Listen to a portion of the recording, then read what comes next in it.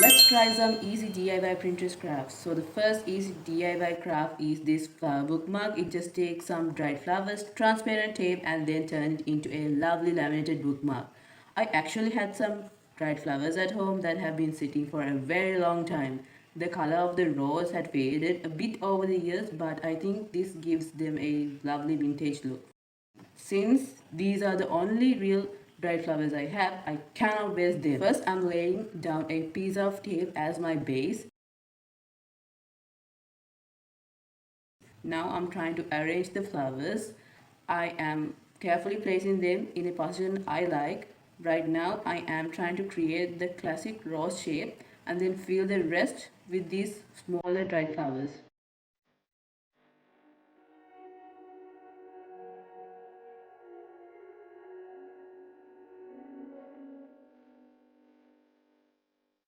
In the original video, she sprinkles on some glitter, and I actually found some yellow glitter in my drawers. I decided to add them. Now the tricky part, laminating. I'm adding another layer of tape over the top. Let's make sure everything sticks together without any bubbles forming up.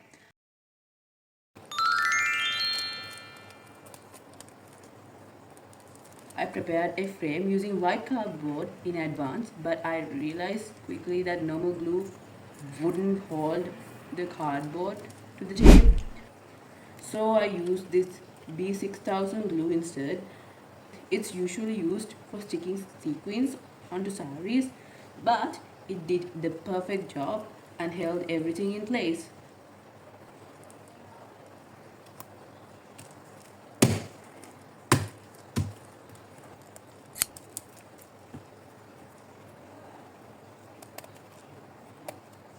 I don't have a good camera, so it might look a little blurry on the screen, but in real life, this bookmark is so pretty. I wish the rose could be a bit more vibrant though. I feel like I could have touched up the petals with some watercolors to make the red really popped. Was it easy? Yes, as long as you have dried flowers ready to go. I honestly wish I had more flowers so I could do a fall set of these. I'm rating this an 8 out of 10. Next up, we have this beautiful birthday card idea that looks just like a flower bouquet. From the outside, it appears to be a handmade paper flower bouquet, but you can actually open it up to write a message to your loved ones. My mom's birthday is coming up, so I thought this would be a perfect birthday card for her. To start, you will need some flowers. You can draw them yourself if you want, but since I was a bit too short on time, I decided to print them out and paint them with watercolors.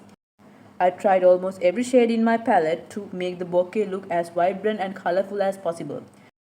This specific card has been popping up on my Pinterest feed constantly lately. It seems to be really trendy right now. Now that the painting is done, let me give you a closer look at each flower I painted. It is not my absolute best work, but I'm happy with it.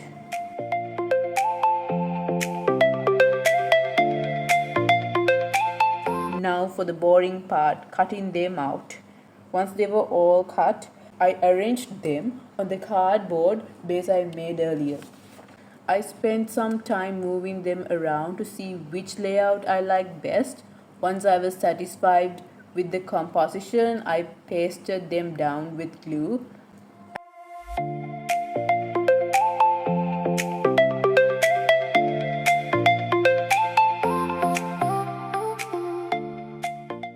The bottom part looked empty, so I sketched some leaves and then painted it with watercolors.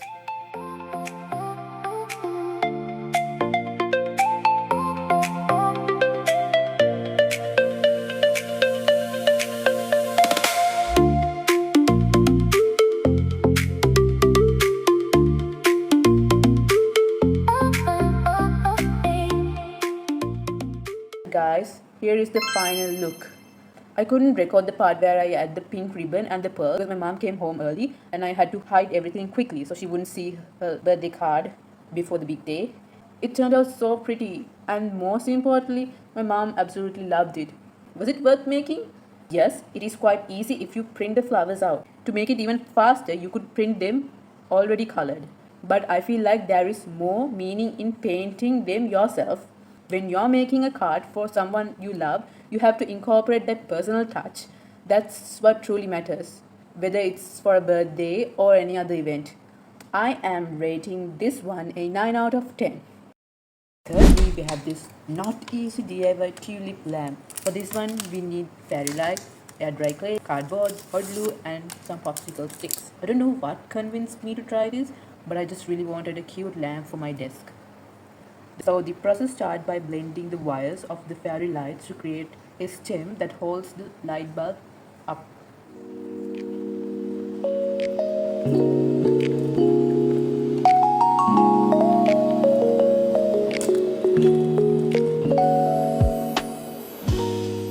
Then you take 4 teeny tiny balls of air dry clay and mold them into a tulip shape around each small bulb.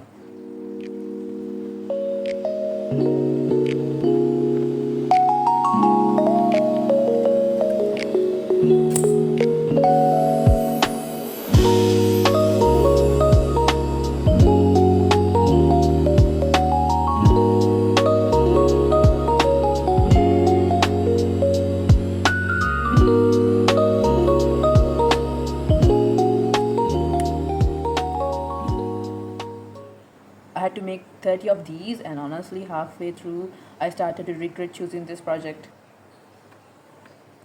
In the original video, she covers the entire wire stem with clay to make it look realistic. And I didn't have the patience to do all the 30 stems. So I decided to skip that step and move on. For the base, I pre-cut some cardboard to form a small stand or vase.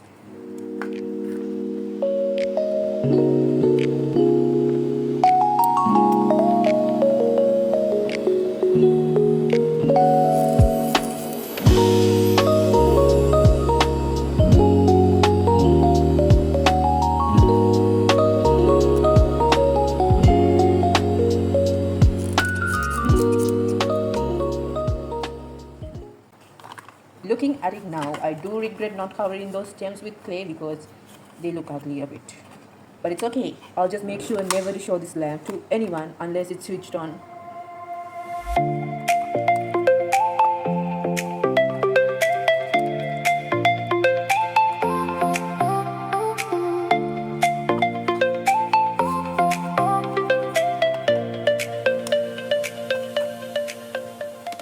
The final step, to add the leaves.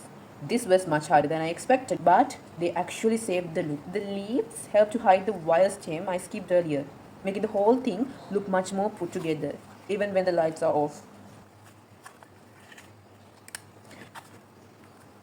To finish the base, I covered the cardboard box by pasting popsicles around it, just like in the original video, except my lamp is square shaped.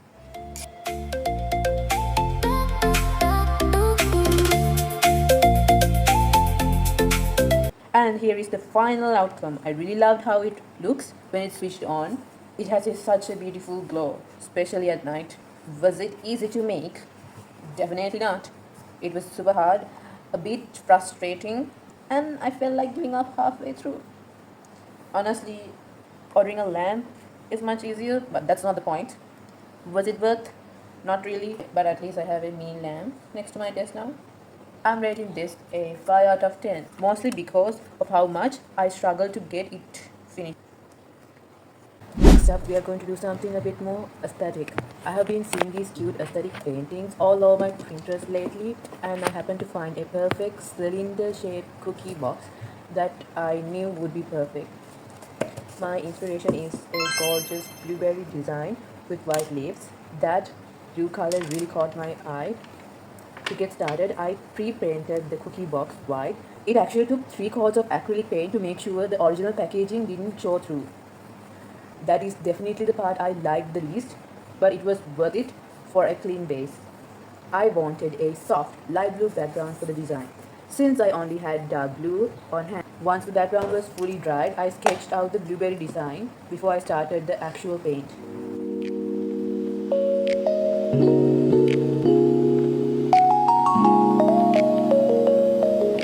Watching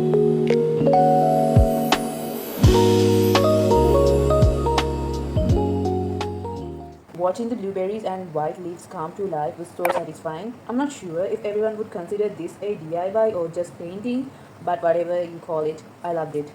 Let me know in the comments what you guys think. While I finish up, I want to share something with you guys. As you know, I have been uploading videos for the past 5 years. Here is proof, okay? It started as a hobby, but as a university student now, I'm at a point where I need to think about my future and earn a income aside. It is hard to keep going when views are low and the channel isn't monetizing yet. That's why I'm trying out this new video structure. If it doesn't work out for a while, I might have to step away from content creation to focus on other ways to support myself. So, if you enjoy this, please show some support and let me know your suggestions in the comments. Back to the craft. Look at this final result. It is so cute. I'm definitely going to make more of these. It is the perfect size for my makeup brushes. I'm rating this a 10 out of 10 because I really enjoyed every second of it. I think I like painting more than doing crafts. And that's it for today. Let me know which one of these 4 crafts was your favorite. And I'll see you guys in the next video.